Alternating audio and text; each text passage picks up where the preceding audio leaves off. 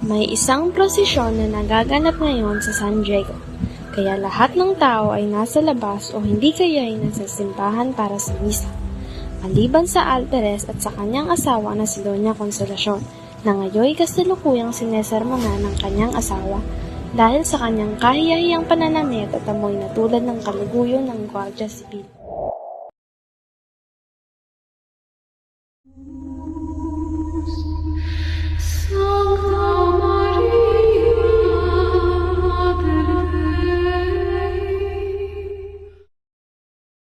Konsolasyon, dito ka lang kang umalis ng pamamahay ko.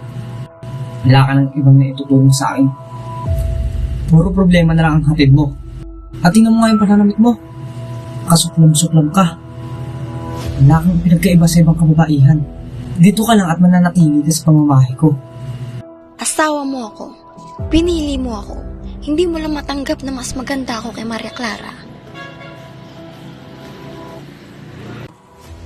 Habang nakatanglaw si Doña Consolacion sa bintana ng kanilang bahay, ay may narinig siyang magandang tinig na umaawit na agad naman niyang pinahanap sa Guardia Civil.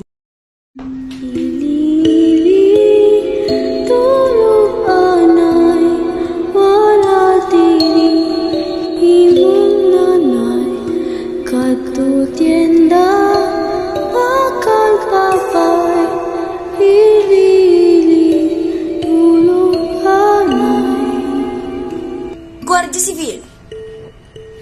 Señora, ¿Quién es ese? Escucho cantar. la chica loca, señora. Traénmelo. Prisimo, señora. Apresurate.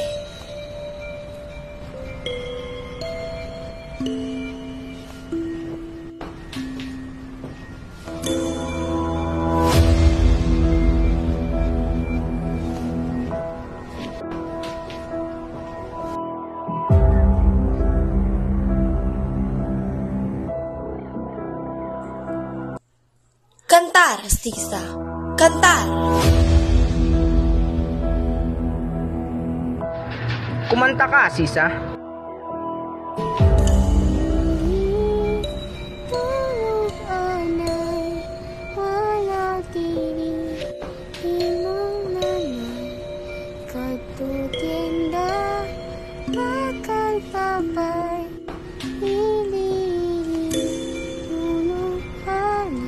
Talagang nakakaaliw ang pagkanta mo, Sisa. Hindi ko akalain na marunong ka palang magsalita ng wikang Tagalog. Sa tagal ko na sa Pilipinas, unti-unti ko nauunawaan ang inyong lengguwahe. ¿Por qué tienes tantas preguntas? ¡Sales! Baile, Sisa. Baile. Konsolasyon, Nariyan ka na pala. Hindi mo man lang ako binate. anong ginagawa mo? Lumayo ka nga. Hindi ba't pinagsabihan na kita? Hindi ka ba naaawa sa kanya?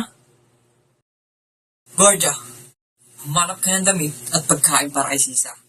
Hanapan mo na rin siya ng matutulugan. Pag madali ka,